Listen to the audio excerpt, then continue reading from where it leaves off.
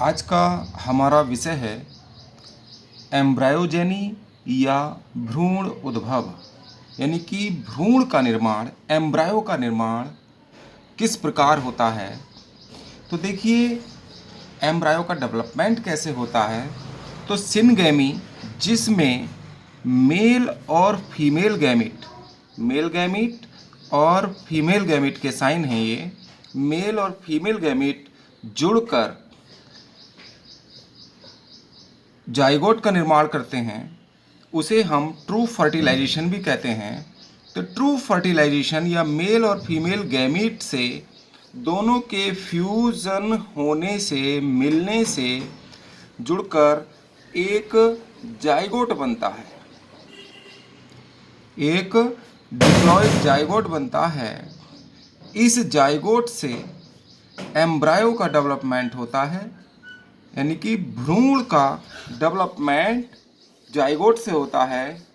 भ्रूण भी डिप्लॉयड ही होता है, और ये जो मेल और फीमेल गैमीट होते हैं ये हैप्लॉयड होते हैं, क्योंकि ये मियोसिस या अर्धसूत्री विभाजन के फलस्वरूप बनते हैं।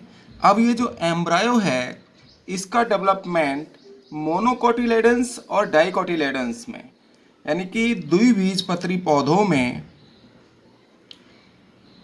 और एक बीजपत्री पौधों में, मोनोकोटिलेडन्स में अलग अलग होता है। यानी कि जो द्विबीजपत्री पौधे हैं और एक बीजपत्री पौधे हैं, तो द्विबीजपत्री पौधे आप लोगों को जानकारी होगी। द्विबीजपत्री प्लांट्स जो होंगे और एक बीजपत्री जो पौधे होंगे,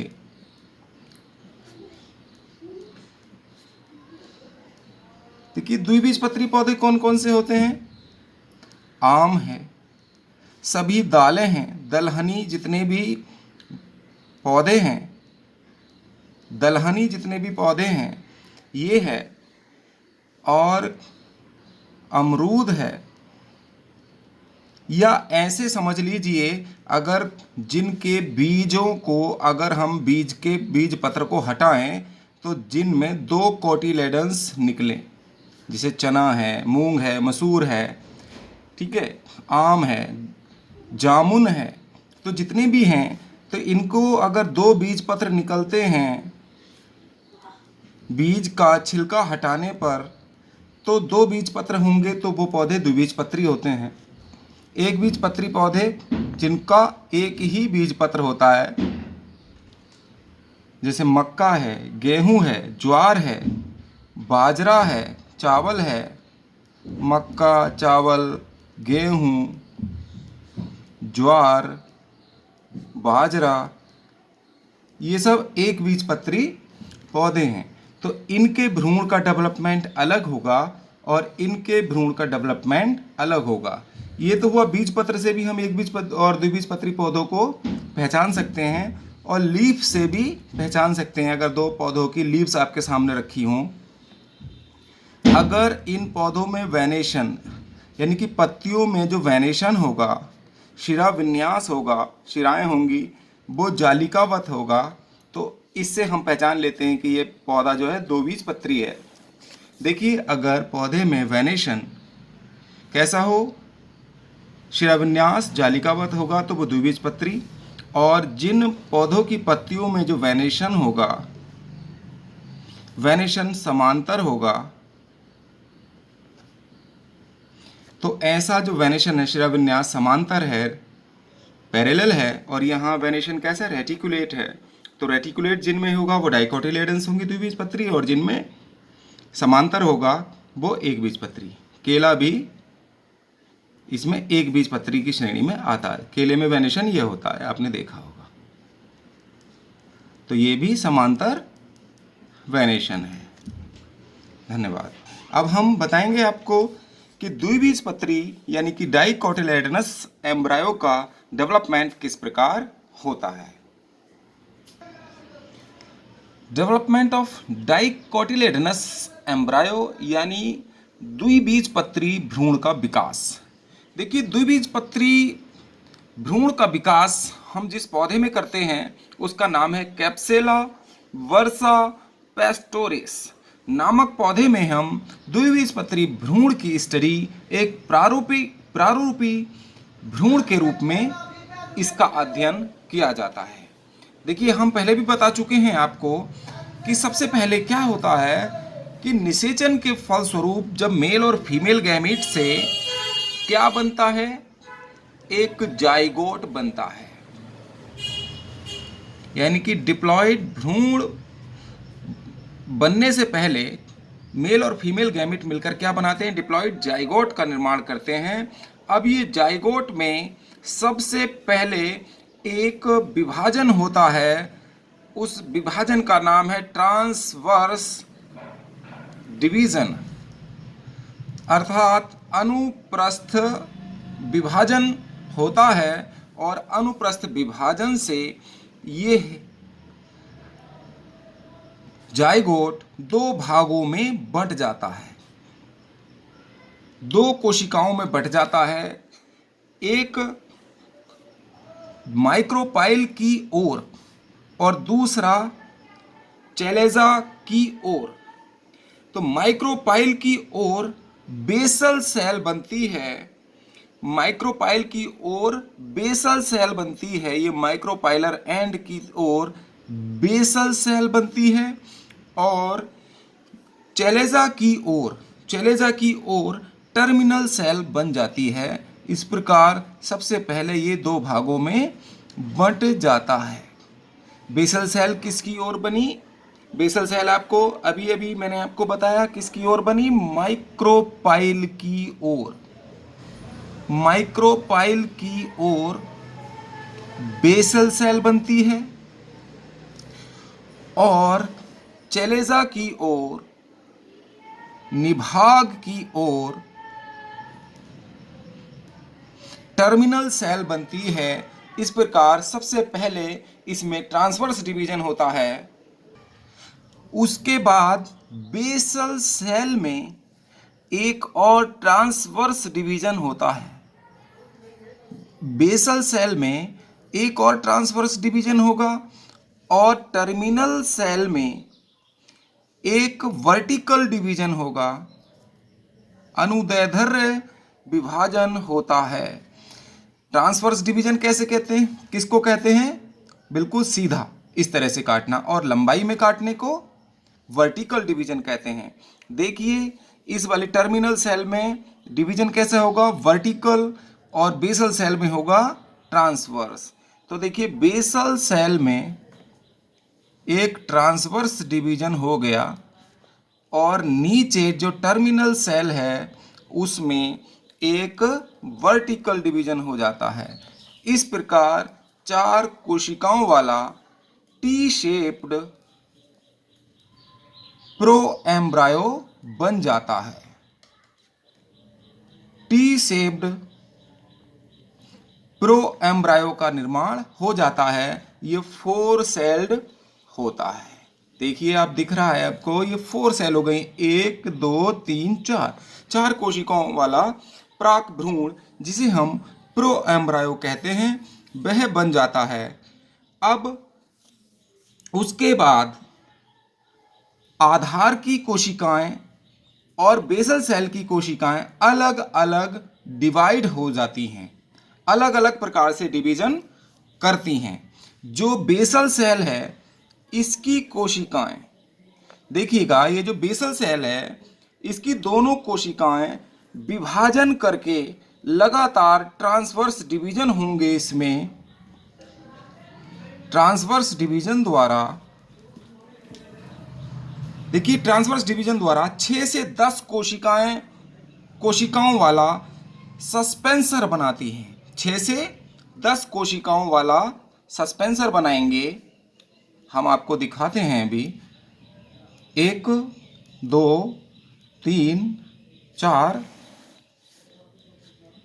5 6 7 8 9 और 1 10। तो ये 10 कोशिकाओं वाला क्या बन जाएगा, इसको हम सस्पेंसर कहते हैं। निलंबक, इससे 6 से 10 कोशिकाओं वाला निलंबक बन जाता है और सबसे जो बाहर की कोशिका है, ये फूली हुई कोशिका होती है, इसको हम वेसिकल या वेसिकुलर सेल कहते हैं। इसको वेसिकल भी कह देते हैं या वेसिकुलर सेल कहते हैं। और सस्पेंसर की जो सबसे नीचे वाली जो आधार कोशिका है, इसको हाइपोफाइसिस कहा जाता है।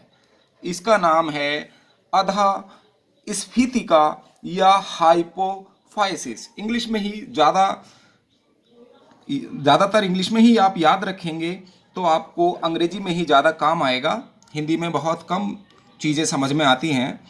और यही हाइपोफाइसिस बाद में जब भ्रूण पूर्ण विकसित हो जाता है तो इससे रूट बनती है। जब बीज जर्मिनेट होगा तो इसी हाइपोफाइसिस वाले पार्ट से क्या बनेगी? रूट बनती है। इस बात को भी ध्यान रखिएगा। उसके बाद आप देखेंगे कि जो टर्मिनल सेल है, जो अंतस्थ कोसा है, यहां देखिए इसमें पहले एक अनुदैर्ध्य विभाजन होगा और एक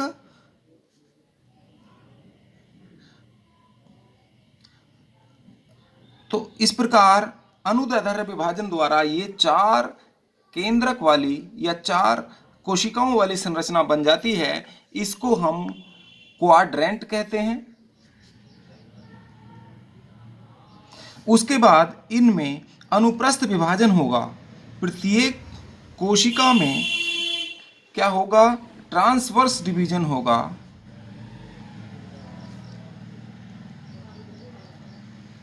देखिए, प्रत्येक कोशिका में ट्रांसवर्स डिवीजन होगा। तो इस प्रकार देखेंगे हम ये संपूर्ण कोशिका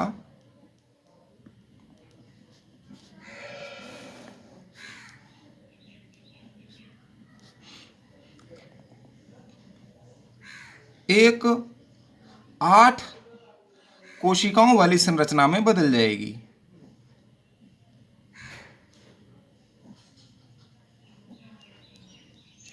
ये एक ऑक्टेंट स्टेज बना लेगा।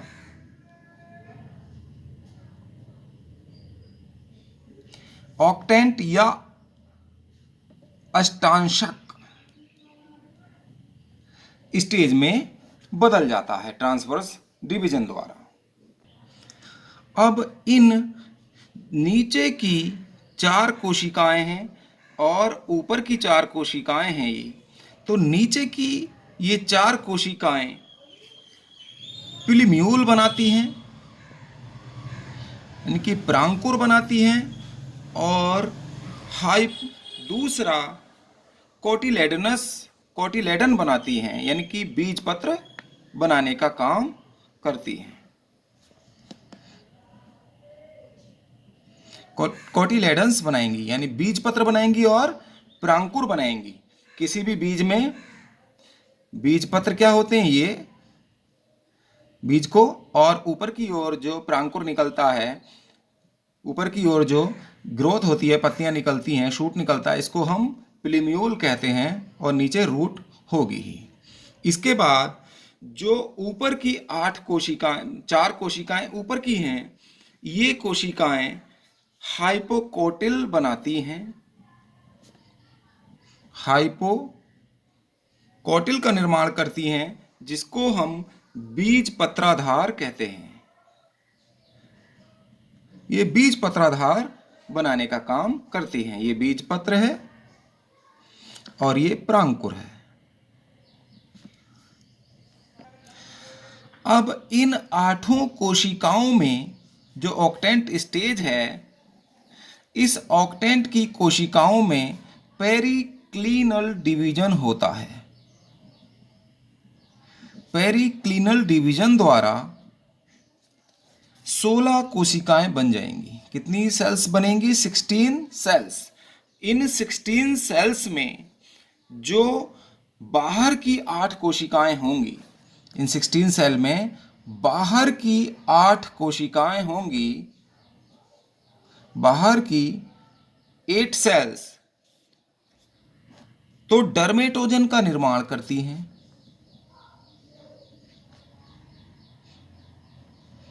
डर्मेटोजन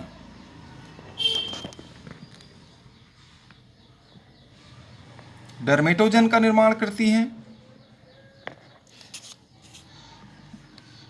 और इसके अलावा जो अंदर की 8 कोशिकाएं हैं,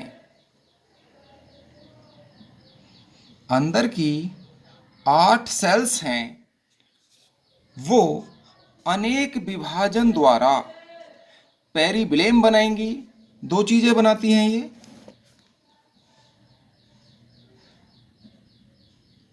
पेरिबिलेम बनाएंगी और प्लीरोम बनाएंगी।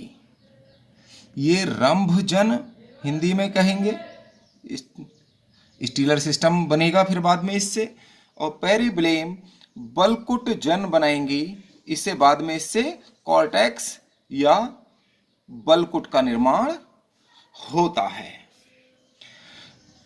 डर्मेटोजन से बाद में क्या बनेगी? एपिडर्मिस बन जाती है। जो बाहर की 8 कोशिकाएं हैं जो डर्मेटोजन बना रही हैं, इनसे क्या बनता है? एपिडर्मिस बन जाती है।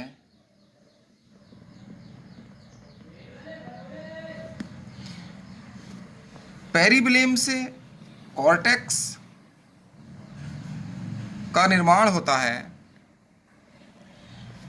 और रंभजन से, प्लीरोम से स्टील बनता है, यानी स्टीलर सिस्टम जिसमें जाइलम फिलोएम होंगे। इस प्रकार ये जो ऑक्टेंट स्टेज आप लोगों ने देखी, ऑक्टेंट स्टेज के बाद ये विभाजनों के बाद अनेक विभाजन करके ये भ्रूण, केवल हम नीचे का बता रहे हैं, ऊपर का पार्ट ऐसे ही रहेगा जैसा ये है। उसके बाद ये जो पार्ट है ऑक्टेंट स्टेज, ये हृदयाकार हो जाता है, हृदय की तरह शेप बना। देखिएगा,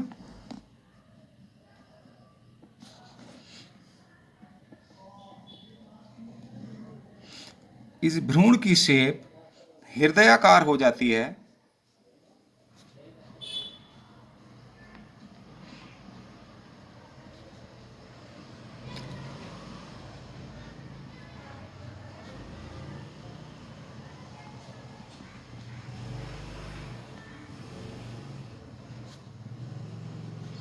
ये हार्ट से भ्रूण बन जाता है। इस भ्रूण का नाम भी हार्ट शेप्ड एम्ब्रायो कहते हैं। उसके बाद आप देखेंगे ये जो हाइपोकॉटिल हैं, बीजपत्र आधार हैं, विभाजनों द्वारा लंबे हो जाएंगे, काफी ये लंबे हो जाएंगे और इस प्रकार इसके अंदर जो प्लीम्यूल होता है वो बीज पत्रों द्वारा ढका रहता है और एक द्विबीजपत्री भ्रूण का डेवलपमेंट इस प्रकार हो जाता है।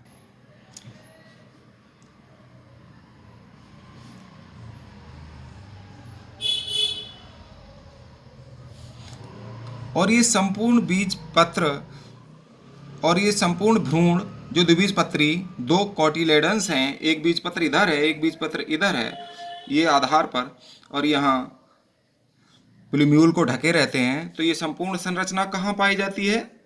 संपूर्ण संरचना आपको बीजांड में देखने को मिलती है।